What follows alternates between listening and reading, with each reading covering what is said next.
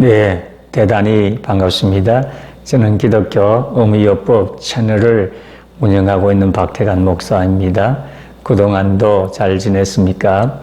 오늘 시간에는 근심과 믿음이라는 제목으로 함께 말씀을 나누기 원합니다. 우리가 한평생 살다 보면 근심이 되는 경우들이 있습니다. 근심을 다른 말로 걱정, 염려라고도 합니다.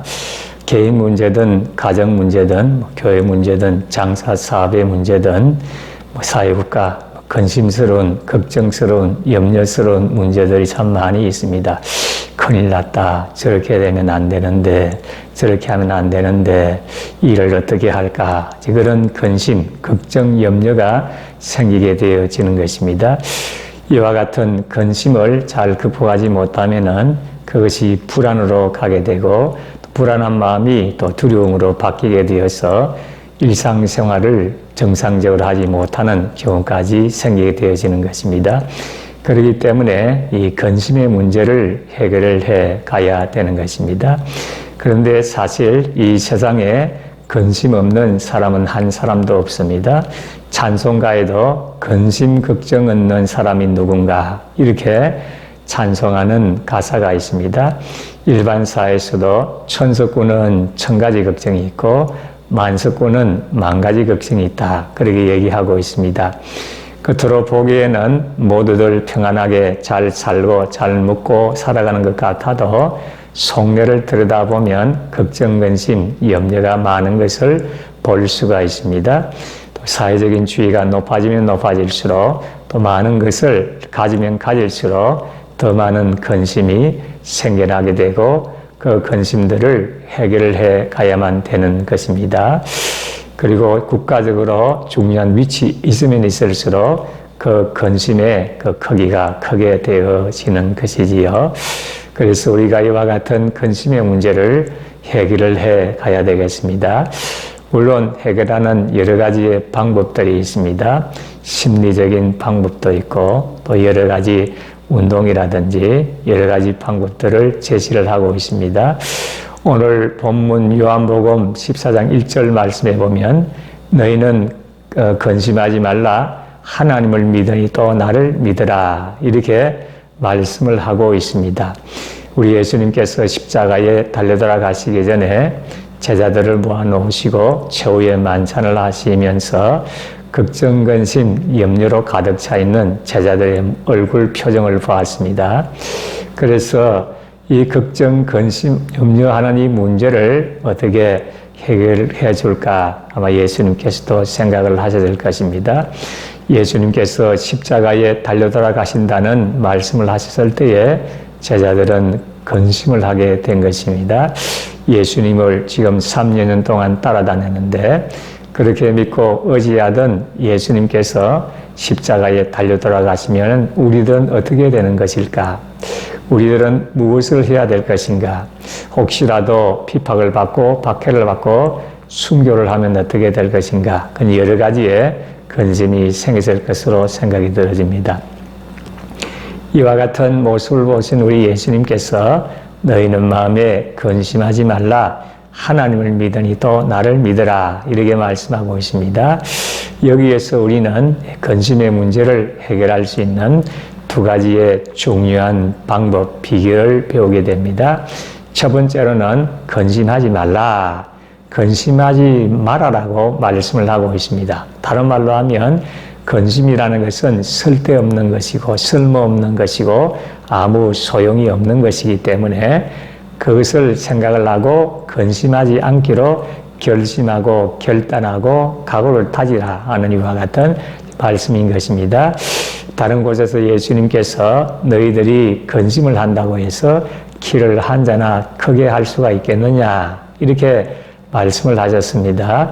사실 그렇지요. 아무리 내가 키가 작다고 한들 내가 빨리 키를 키우고자 생각을 해도 그것이 한순간에 한자나 그렇게 클 수가 없는 것입니다.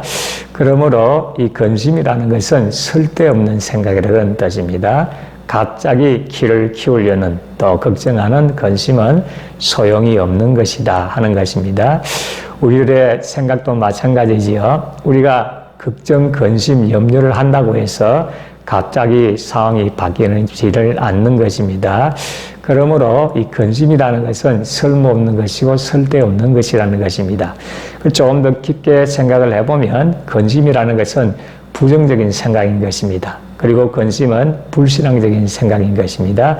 그렇기 때문에 불신앙적이고 부정적인 이 근심은 쓸모없는 것이고 쓸데없는 것이고, 또 내가 근심을 한다고 해서 환경이 갑자기 변화가 되지 않는다는 사실을 알고 근심하지 않기로 결단하고 결심하고 각오를 다짐을 해야 되는 것입니다.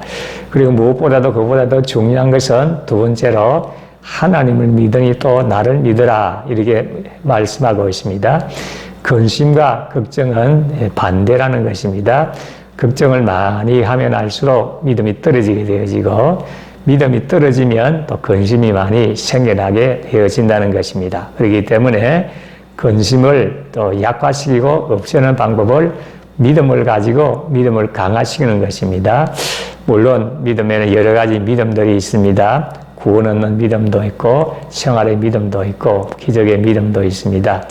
여기에서 예수님께서 근심과 관련해서 강조하는 것은 하나님을 믿고 또 예수님을 믿으라는 것입니다. 이 믿으라는 말 속에는 인정한다는 뜻도 있고 맡긴다는 뜻도 있고 의지한다는 뜻도 있는 것입니다. 하나님 예수님이 누구십니까? 하나님은 우리의 아버지가 되시고 예수님은 우리의 구주가 되시는 것입니다. 아버지 되신 하나님, 구주이신 예수님을 시인하고 인정하고 맡기고 의지하라 하는 뜻입니다. 한마디로 말씀드리면 하나님과 예수님은 전지전능하신 분이십니다. 이 사실을 우리가 시인을 하고 인정을 해야 되는 것입니다. 하나님이 나의 아버지가 되신다.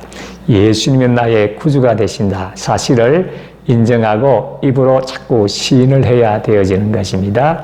그리고 시인하고 인정할 뿐만 아니라 문제를 맡겨야 되는 것입니다. 마치 어린아이가 아버지에게 도움을 구하고 문제를 맡기듯이 우리도 자꾸 하나님과 예수님 앞에 여러 가지의 문제를 맡겨야 되는 것입니다. 맡긴다는 그 단어 속에는 물 속에 던진다 하는 의미가 들어가 있습니다. 그러므로 우리가 내가 이 문제를 맡아가지고 끙끙거리고 살아가는 것보다도 자꾸 기도로서 하나님과 예수님 앞에 문제를 맡겨야 되는 것입니다. 그리고 또 실제적인 생활 속에서 하나님과 예수님을 의지해야 되는 것입니다. 도움을 구하고 의지해야만이 근심이 약화되기도 하고 없어지기도 하는 것입니다. 지금 여러분들의 형편이 어떤 형편에 있습니까? 근심되는 일들이 있습니까? 개인 일이든 가정 일이든 교회 일이든 직장 장사 사업의 일이든 사회 일이든 국가 일이든 일단 우리가 하나님과 예수님을 믿고 시인하고 인정하고 그리고 맡기고 의지를 해야 되겠습니다. 그리고 하나님과 예수님의 도움을 구하시기 바랍니다. 그래서 근심이 약화되고 근심의 문제를 해결해서 그 문제를 해결하고 하나님께 영광 돌리고 하나님의 뜻을 이루게 되기를 진심으로 소원합니다. 끝까지 시청해 주셔서 대단히 감사합니다. 평안한 하루를 보내시기 바랍니다. 다음 영상에서 만나도록 하겠습니다. 감사합니다.